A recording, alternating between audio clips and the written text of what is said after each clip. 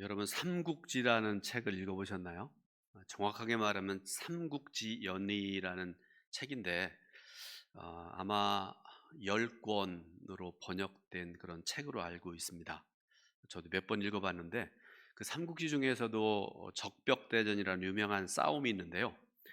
촉한의 유비, 그다음에 오나라의 송권, 이 두 나라가 연합해서 세 나라 중에 가장 강력했던 나라가 위나라입니다. 그 위나라의 조조의 대군과 지금의 그 양자강이라고 하는 장강이라고 옛날 말로 그렇게 얘기합니다. 거기서 어, 정말 나라의 운명을 거는 싸움을 해서 결국은 예, 오와 촉의 연합군이 승리했던 그런 전설 같은 이야기입니다. 당시에 오촉의 연합군을 이끌고 엄청난 승리를 이끌었던 총사령관이 유명한 제갈량이라는 사람입니다. 그런데 그 적벽대전을 승리로 이끌 수 있었던 가장 중요한 이유가 있는데요. 어, 전설 같은 얘기입니다. 제갈량이 계략을 써서 동남풍을 불게 했다. 그래서 이겼대요. 근데 여러분, 중국이나 우리나라나 겨울에는 동남풍이 안 불잖아요. 그죠? 북서풍이 붑니다. 다 그렇게 바람이 불어오는데, 그런데 제갈량은 상상을 초월하는 계략을 써서 동남풍을 불게 했고, 그래서 그것을 이용해서 또 화공을 써서 조조의 100만 대군을 몰살시켰다는 그런 이야기가 적벽대전이라는 유명한 그런 전쟁입니다. 전쟁에 있어서 전략과 전술이 두 가지가 중요하다 이렇게 얘기를 합니다. 좀 어려운 얘기이기도 한데요. 전략과 전술이 중요하다 말씀드렸죠. 전략이라는 게 뭔가 하면 어떤 목표를 정해놓고 그것에 대해서 어떻게 나아갈지 큰 틀을 잡는 것을 가리켜 우리가 전략이라 이렇게 얘기를 합니다. 여기에 비해서 전술이라는 거는요, 그보다 좀 작은 내용인데 전략을 세우고 그것을 행하면서 발생하는 여러 가지 일들에 대해서 대처하는 것을 가리켜 우리가 전술 이렇게 얘기하는데요. 이해가 안 되시죠? 쉽게 말씀드려서 이렇게 비유하면 좋겠습니다. 전략이라는 것은 큰 숲을 보는 거 생각하면 돼요. 큰 숲을 뭐 만평이든 천만평이든지 간에 큰 숲을 바라보는 걸 가리켜 우리가 전략이라 이렇게 말씀드릴 수 있는 거고요. 전술이라는 거는 숲 안에서 그 큰 숲에서 뭐 나무 하나를 바라보는 것, 이걸 가리켜 우리가 전술이라 이렇게 비교해 볼 수 있습니다. 그러므로 여러분, 아무리 제갈량이 가졌던 신출귀몰하는 뛰어난 전략을 가지고 있다 할지라도 실제로 군대가 나가서 싸우지 않으면 그 전략은 아무런 소용이 없습니다. 좀 어려운 얘기죠. 우리는 이 전쟁에 대한 이야기를 하나님께서 우리에게 주시는 이 말씀에 적용해 볼 수 있는데, 오늘 우리가 읽은 본문의 말씀이 유명한 얘기죠. 기드온의 300용사 이야기. 우리가 그 일부분의 말씀을 읽었는데요. 이 기드온과 300명의 용사들은 당시에 강대한 나라였던 미디안이라는 나라가 있었습니다. 그리고 미디안과 연합군과의 전쟁에서, 여러분, 이 전쟁은 이스라엘이 이길 수 없는 전쟁입니다. 강력한 나라와 또 연합군과 싸우는 전쟁이기 때문에 이길 수 없는 그런 전쟁인데요. 그 전쟁에서 승리했고 하나님의 영광을 드러내는 그런 전쟁을 우리가 말씀을 통해 보게 되는데, 그 비결이 있습니다. 이 전쟁에는 하나님의 놀라운 승리의 법칙이 숨어 있습니다. 또한 시공간을 뛰어넘어서 오늘을 살아가는 그리스도인들에게 하나님의 역사하심을 바라보는 통찰력을 갖게 합니다. 그러므로 오늘 저와 여러분들은 주시는 말씀을 통해서, 지금이 2022년 1월이잖아요. 우리가 지금 강력한 악한 영들과의 싸움을 하고 있는 중인데, 이런 영적인 전쟁에서 우리가 반드시 승리해야 됩니다. 몇몇 성도들이 요새 저보고 힘들지요? 그렇게 물어봅니다. 쉽지 않습니다. 그렇지만 전 반드시 승리하라고 믿습니다. 왜 그런가 하면 진리 편에 서면, 하나님의 편에 서고 하나님 말씀 위에 서면 반드시 승리할 수 있어요. 조금 힘들지만 하나님께서 이기게 하실 것입니다. 그래서 우리가 이 영적인 싸움에서 승리해야 되는데, 그러기 위해서는 다음에 5가지를 반드시 명심해야 됩니다. 첫 번째로, 지도자를 신뢰해야 됩니다. 말씀을 보게 되면 지도자였던 기드온은 군대 300명을 세 대로 나눠 놓습니다. 300명도 부족한데요. 그 300명을 100명씩 100명씩 100명씩 나누었습니다. 그리고 각각의 손에 나팔을 들게 하고 빈 항아리를 들게 하고 횃불을 주어서 들게 했습니다. 근데 여러분, 생각을 가만히 한번 해보세요. 이리저리 생각을 해봐도 전쟁에 나가는 군대의 모습은 아닙니다. 무슨 말씀인지 이해가 되시죠? 전쟁에 나가려면 요즘 군인들은 총을 들고 나가야 되고요, 대포를, 미사일을 가지고 나가야 되죠. 당시의 무기, 지금이 아니라 당시의 무기는 칼과 창과 활과 화살, 이런 것들을 가지고 나갔어야 됩니다. 그런데 기드온의 군대를 보세요. 무슨 전쟁이 무기가 그렇습니까? 그런데 말씀을 여러분 오늘 집에 가시면 몇 번 읽어보셔야 돼요. 기드온이라는 지도자가 이런 무기를 너의 손에 들고 나가라, 이렇게 말씀을 할 때 그 한 사람 누구도, 300명 중에 그 누구도 불평하거나 불만을 갖지 않습니다. 자신들의 생각으로는 도저히 이해가 되지 않았지만 따지지도 않고 있습니다. 기드온의 리더십에 대해서 불만을 표시하거나 대들지 않았다 하는 그런 말씀 아니겠습니까? 왜 그렇습니까? 기드온을 신뢰했기 때문에 그렇습니다. 뿐만 아니라 기드온은 300명의 용사들에게 미디안 공격 지시를 내리면서 17절에 이렇게 말씀을 합니다. 너희는 나만 보고 내가 하는 대로 하되 내가 그 진영 근처에 이르러서 내가 하는 대로 너희도 그리하여, 이렇게 명령을 합니다. 이것이 강대국인 미디안과의 전쟁에서 승리할 수 있는 전략과 전술이었습니다. 그런데 참으로 귀한 것은 누가 생각해봐도 황당할 수 있고 무슨 이런 전쟁이 있느냐라고 부정적인 생각을 가질 수 있음에도 불구하고 그 어느 누구도 그러지 않았다라는 것입니다. 그만큼 300명의 용사들은 지도자인 기드온에 대한 깊은 신뢰가 있었습니다. 하나님께서 쓰시는, 하나님께서 오른팔로 붙드시는 영적인 지도자에 대한 믿음이 있었기 때문에 그렇죠. 그래서 그 명령대로 행한 것입니다. 이처럼 영적인 전쟁에는 지도자의 역할이 굉장히 중요합니다. 지도자가 흔들리면 모두가 흔들릴 수밖에 없어요.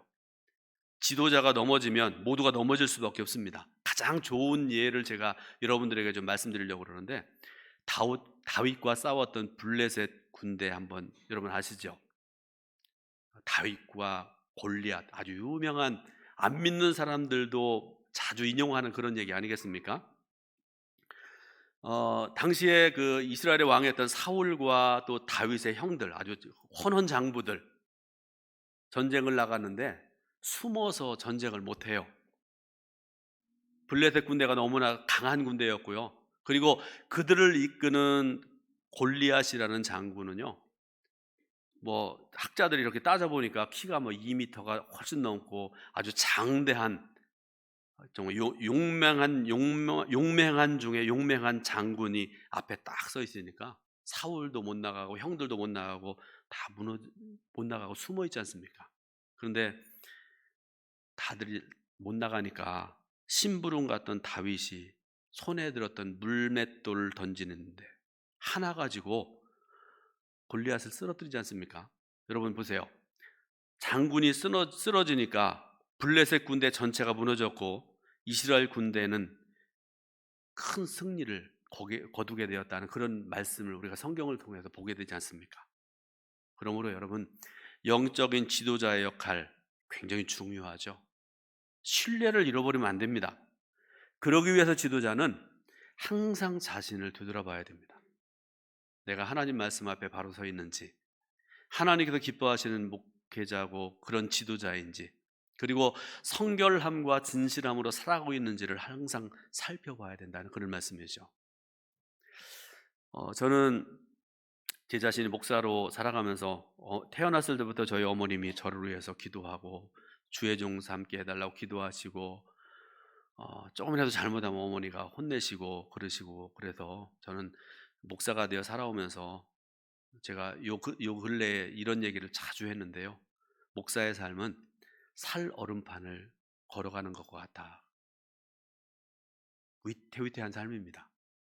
조금만 말 한마디 잘못하면 그게 오해가 되고 성도들 실망해서 교회 안 나온다 어쩐다 그러지요. 실수하면 교회가 흔들리지 않습니까?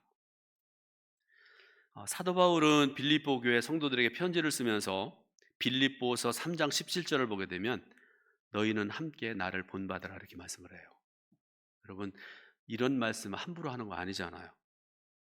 여러분, 나를 본받으십시오 이렇게 얘기했을 때 당신이나 잘하십시오 속으로 자기도 못하면서 뭐 본받으라고 그러나, 여러분 그러면 큰일 나지 않습니까? 이렇게 자신 있게 바울처럼 말할 수 있기 위해서는, 그리고 그 말을 듣고 성도들로 하여금 순종하게 하려면 지도자가 신실해야 되고요, 성도들로부터 신뢰를 받아야 됩니다. 두 번째로, 끝까지 온전히 순종해야 됩니다. 기드온의 300 용사들은요, 내가 하는 대로 너희도 하라 하는 지도자의 말에 순종해서 나팔을 불라 하면 나팔을 불고요, 항아리를 깨부수라 할 때는 깨부수었습니다. 그리고 20절에 보니까 큰 소리로 여호와와 기드온의 칼이다 이렇게 외쳤습니다. 그런데 여러분, 이들이 숨어서 그렇게 작은 목소리로 한 게 아니에요. 적군의 진영을 에워싸고 있는 각자의 자리에서 그렇게 큰 소리로 외쳤다 그렇게 말씀을 하고 계세요. 그런데 여러분, 이런 전략은요 300명의 용사들에게는 치명적인 전략입니다. 전쟁에서 가장 중요한 것 중에 하나가 뭔가 하면 적에게 나를 숨기는 거 아니겠습니까? 저는 대한민국의 자랑스러운 예비역 병장입니다. 우습게 보여도요 21사단, 그 험난한 21사단에서 저희가 스스로 생각하기에 노가다 부대, 맨날 일만 시키는 그런 군대에서 열심히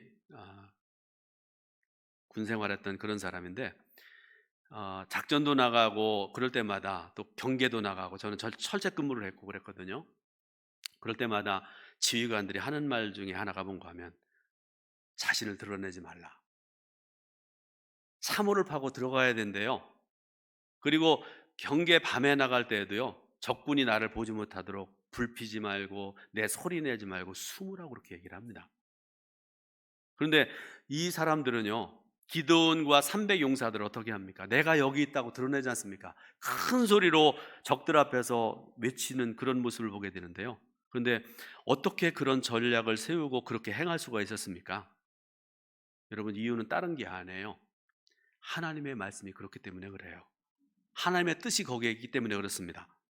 여호수아서 6장을 보게 되면요 요단강을 건넌 이스라엘 백성들이 여리고성을 점령하는 그 유명한 말씀이 나옵니다. 그런데 여러분, 그 말씀 과정을 보더라도요 우리 인간의 경험과 지식과 우리 인간의 능력으로 뛰어넘는 그런, 우리가 이해할 수 없는 그런 말씀들, 그런 신비한 내용들이 있지 않습니까?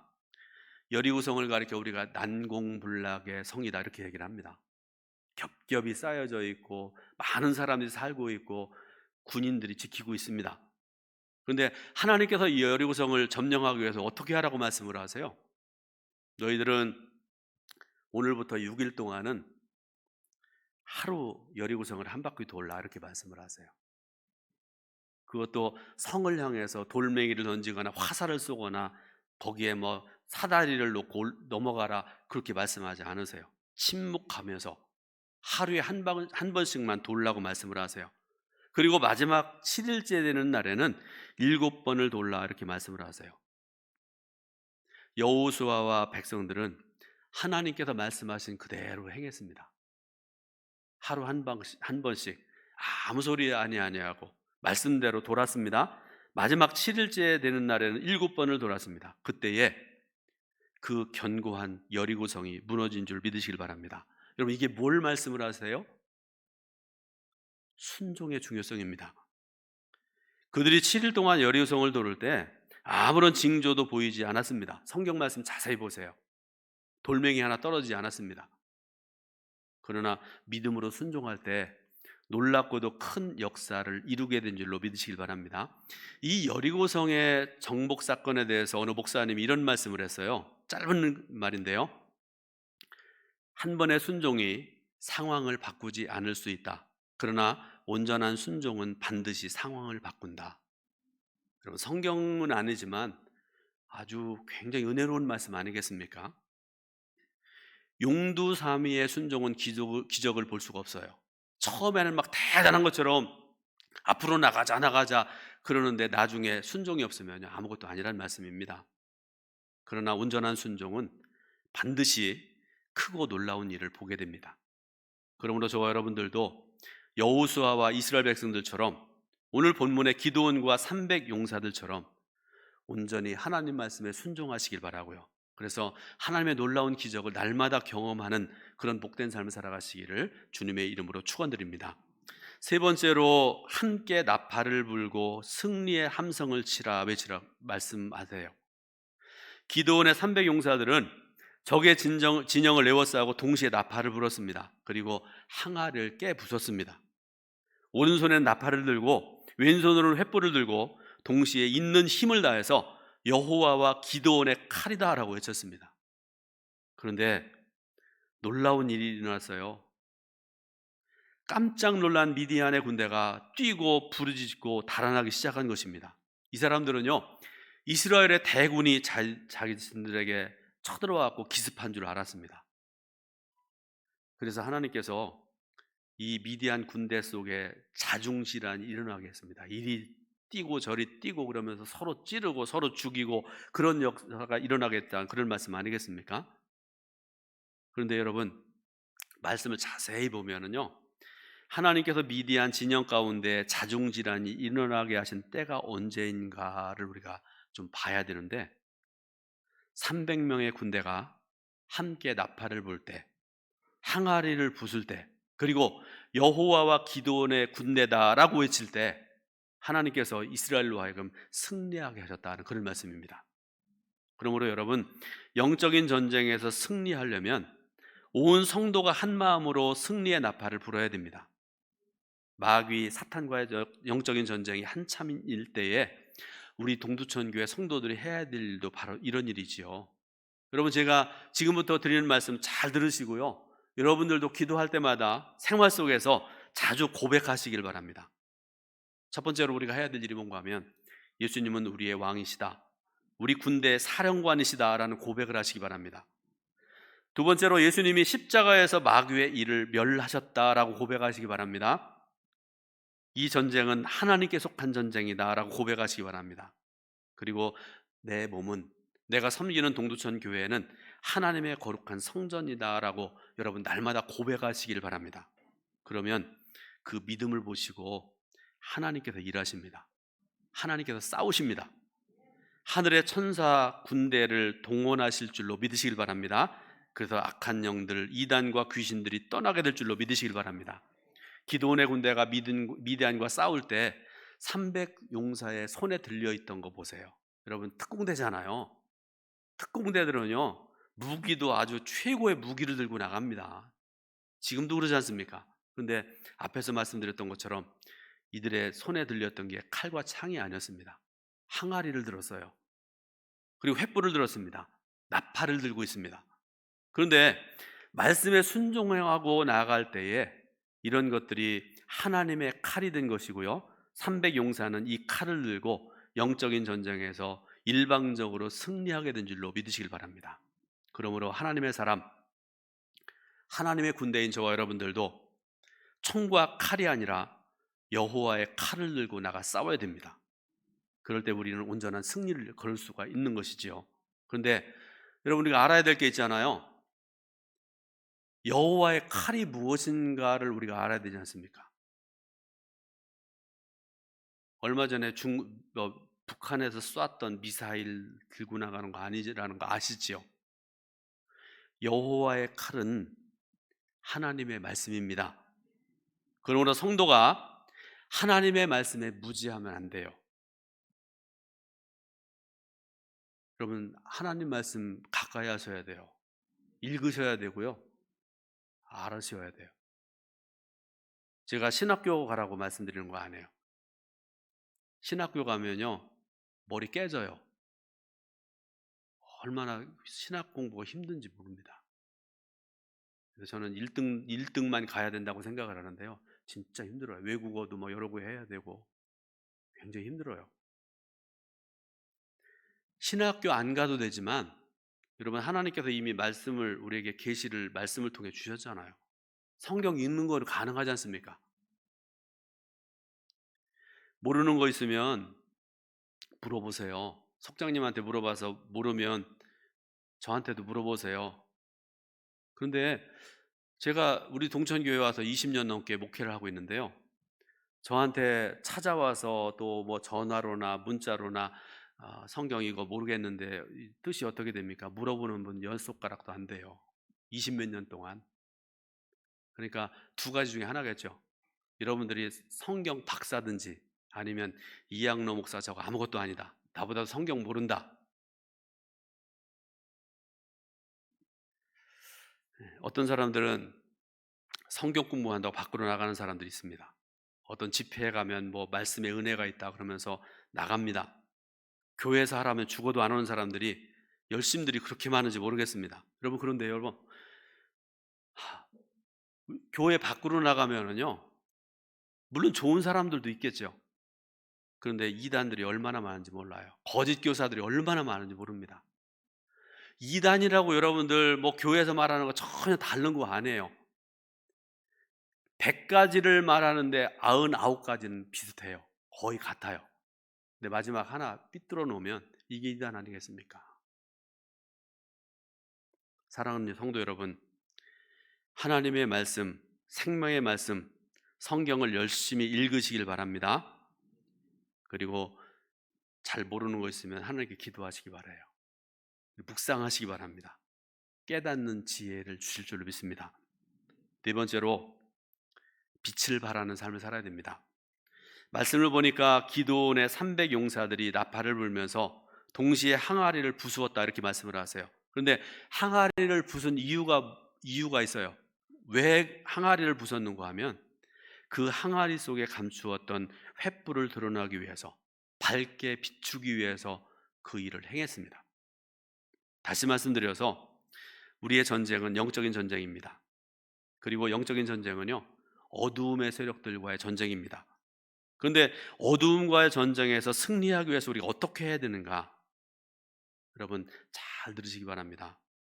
빛 가운데 거하는 삶을 살아야 됩니다. 거기서 한 걸음 더 나가자면 빛을 발하는 삶을 살아야 됩니다. 사랑하는 성도 여러분, 빛 가운데 거하는 삶을 살아가시길 축원합니다. 그래서 하나님과의 영적인 깊은 교제, 깊은 사귐을 가지시길 바랍니다. 그리고 빛을 온 세상에 밝히 비치는 그런 삶을 살아서 세상을 밝히는 그런 우리 성도님들 되시기를 주님의 이름으로 부탁을 드립니다. 마지막으로 연합해야 됩니다. 하나가 되어야 된다는 말씀입니다.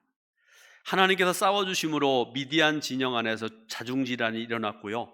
서로 죽이고 싸우고 해서 대부분의 미디안 군인들이 죽임을 당했습니다. 그리고 나머지 패잔병들 요단강을 건너서 자기 땅으로 도망하기 바쁜 그런 사람들이 되었습니다. 그때 이스라엘 백성들 중에서 납달리와 아셀과 므낫세 지파 사람들이 몰려와서 미디안의 패잔병들을 쫓기 시작을 합니다. 기드온은요 에브라임 지파에게 요청을 하는데 산지에서 내려와서 같이 미디안을 쳐달라고 그리고 패잔병들의 퇴로를 차단해서 진멸할 것을 요청을 합니다.